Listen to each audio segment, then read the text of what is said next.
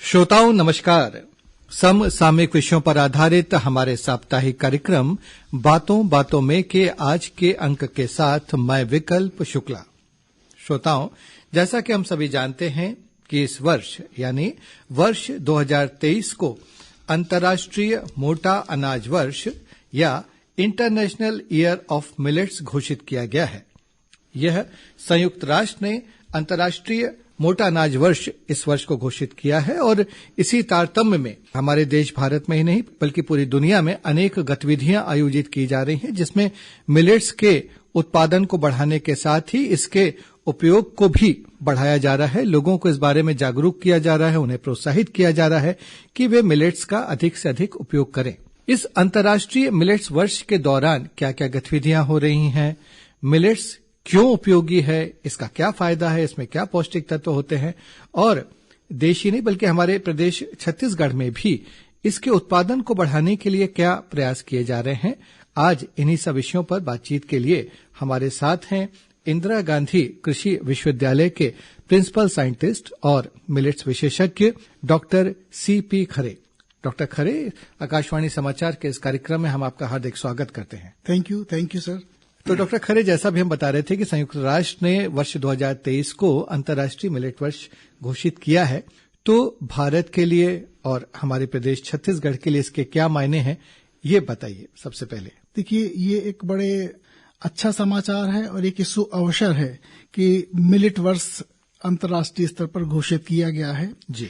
और मिलेट के बारे में जब हम बात करते हैं तो ये हमारे यहाँ बड़े प्राचीन काल से उगाया जा रहा है जी। और जो सिंधु घाटी सभ्यता थी लगभग 3000 BC, तो उस समय भी मिलेट के प्रमाण हमारे उगाने के मिले हैं। अच्छा। वैसे पूरे विश्व में यदि हम देखें तो लगभग छोटे बड़े सभी तरह के कंट्री मिला के लगभग 131 ऐसे देश हैं जहां मिलेट का उत्पादन किया जाता है जी। और इसमें से लगभग 59 करोड़ लोग एशिया और अफ्रीका महाद्वीप में हैं जी। जो मिलेट के उत्पादन या उपभोग से कहीं ना कहीं एसोसिएटेड हैं जी। तो हमारे लिए तो ये बहुत ही सौभाग्य की बात है, जैसा मैंने पहले कहा। इसके साथ साथ मिलेट के उत्पादन में हम अगर बात करें कॉन्टिनेंट वाइज, तो हमारा जो उत्पादन है एशिया का काफी उत्पादन है, अफ्रीका का उत्पादन है और इसमें एशिया का जो कुल उत्पादन है उसमें लगभग हमारा 80% एरिया प्रोडक्शन में हम देते हैं और अगर ग्लोबल की बात करें तो पूरे विश्व में लगभग 20% प्रोडक्शन हमारे यहाँ से होता है जी। छत्तीसगढ़ में भी इस जो मिलेट वर्ष है इसमें मिलेट को बढ़ावा देने के लिए काफी प्रयास किए जा रहे हैं।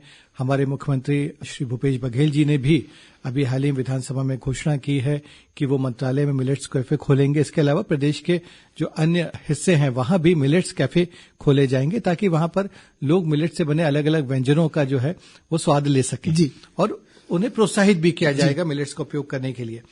तो मिलेट्स के बारे में बातें तो बहुत हो रही हैं, कई लोग हो सकता है कि इस बारे में ना जानते हों। तो सबसे पहले हमें ये बताइए कि मिलेट्स या जैसे हम मोटा अनाज कहते हैं वो होता क्या है। देखिए, मिलेट्स या मोटा अनाज में जिस तरह से गेहूं चावल ये एक ग्रेमिनी फैमिली होती है जी। उस फैमिली के तहत ये आते हैं और जो हम बात मिलेट की अपने परिप्रेक्ष्य में कर रहे हैं जिनके दाने छोटे होते हैं जी, तो उसकी बात होती है। और इसमें अगर वैसे देखा जाए तो मिलेट का जो अंग्रेजी अर्थ है वो तो बाजरा होता है और मोटे अनाज भी होता है जी। तो इसमें बाजरा, सोरगम, ज्वार, रागी, कोदो, कुटकी एक बहुत बड़ा समूह है जो इस तरह की फसलों में आता है। सामान्य तौर पर ये सारे जगह उगाए जाते हैं अपने पूरे देश में।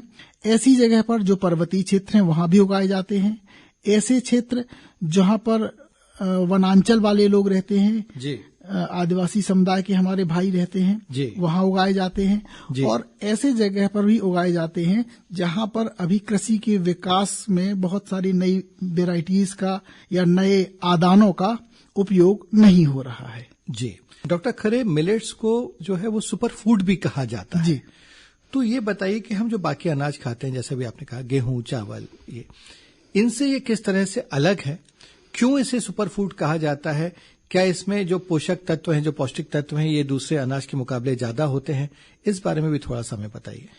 इसमें सुपर फूड से तात्पर्य यह है कि ये हमारे लिए पोषक दृष्टि से बहुत ही महत्वपूर्ण है जी। इसमें प्रोटीन की मात्रा अच्छी रहती है, कार्बोहाइड्रेट की मात्रा अच्छी रहती है जी। और कार्बोहाइड्रेट जो इससे जो मिलता है वो धीरे धीरे पचने वाला मिलता है। अच्छा। साथ साथ फाइबर की मात्रा अच्छी रहती है जी। इसके अतिरिक्त इसमें बहुत से अन्य मिनरल्स पाए जाते हैं जिसको खनिज तत्व कहते हैं, वो भी होते हैं। तो स्वास्थ्य की दृष्टि से ये बड़े अनुकूल होते हैं और इनका अगर हम दैनिक जीवन में उपयोग करते हैं तो इससे हमारा जो शरीर है उसमें रोग व्याधियों से लड़ने की क्षमता आती है और जो आजकल आधुनिक जीवन शैली है उसके दुष्प्रभाव देखने को नहीं मिलते हैं। इस वजह से इसको सुपर फूड कहा जाता है। अच्छा, तो यदि हम इसके उत्पादन की बात करें तो जो जलवायु है, यदि हम छत्तीसगढ़ प्रदेश की उस संदर्भ में हम बात करें तो किस तरह की जलवायु में ये फसल ज्यादा अच्छे से होती है? हम छत्तीसगढ़ में मुख्य रूप से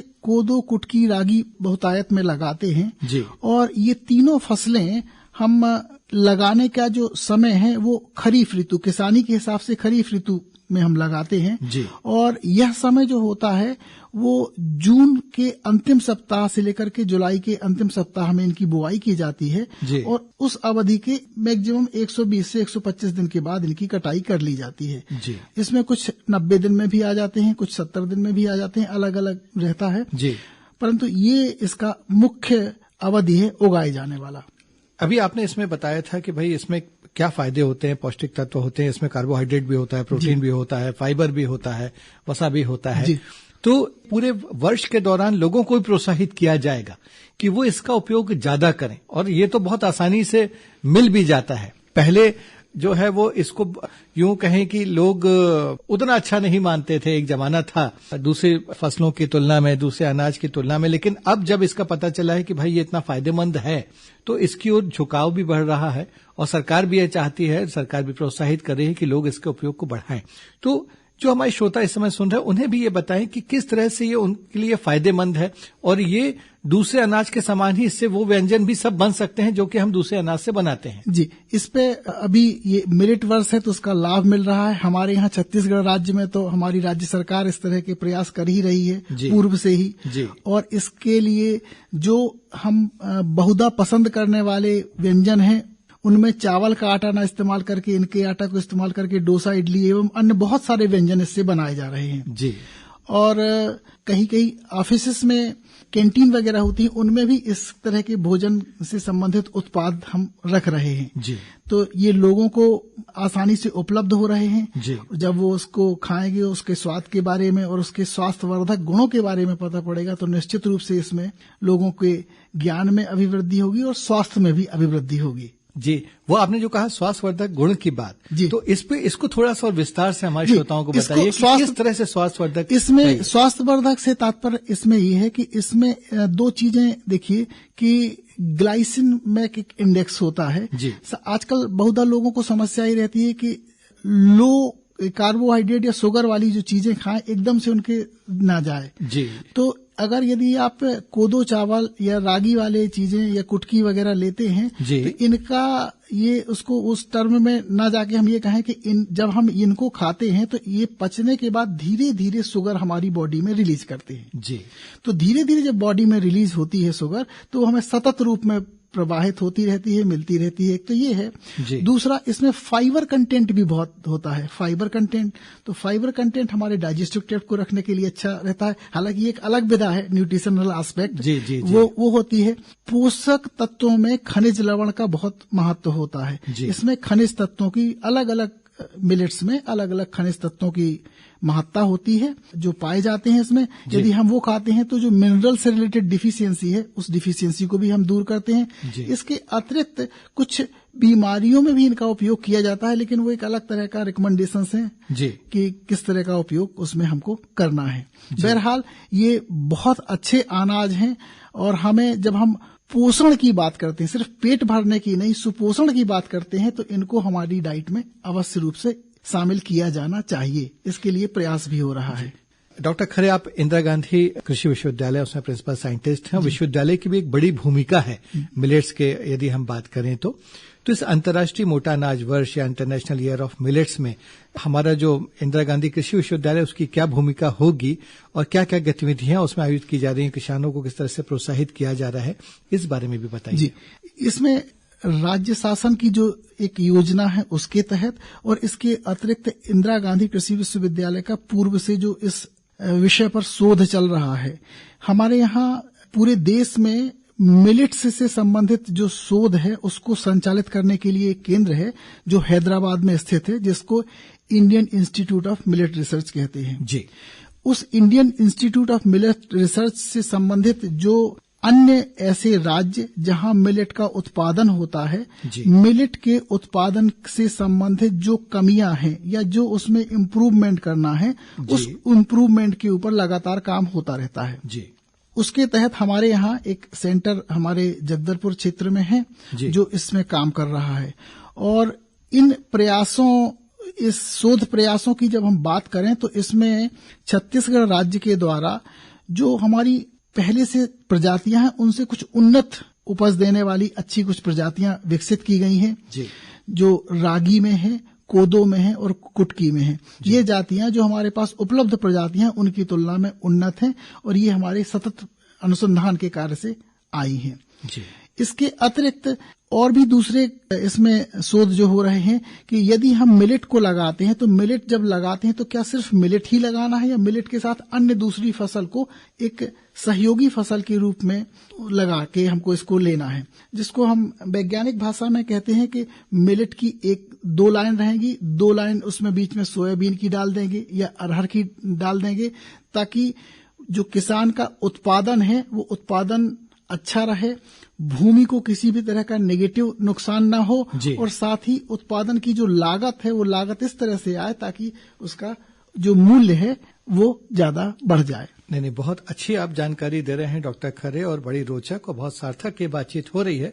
ये जो मिलेट की जो दुनिया है ये बड़ा विस्तृत विषय है और इसको एक अंक में हमारे समेट पाना मुश्किल है, इसलिए इस बातचीत को हम अपने इस कार्यक्रम है बातों बातों में इसके अगले अंक में भी जारी रखेंगे।